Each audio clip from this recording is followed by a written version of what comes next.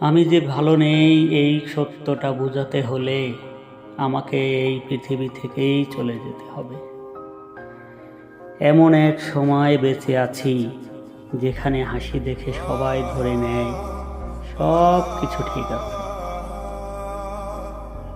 নীরবতায় এখানে শক্তি নয়, বরং ভুল বোঝার সবচেয়ে বড় অজুহাত। কিছু কষ্ট শব্দ চায় না, কিছু বোঝার মানুষ চায়।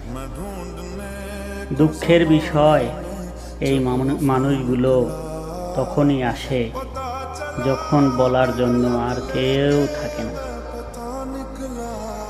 আমরা প্রতিদিনই বেঁচে থেকে অদৃশ্য হয়ে যাই, কারণ আমি ভালো আছি বা আমি ভালো নেই এই কথাটা বলা এই পৃথিবীতে এক ধরনের বিলাসিতা।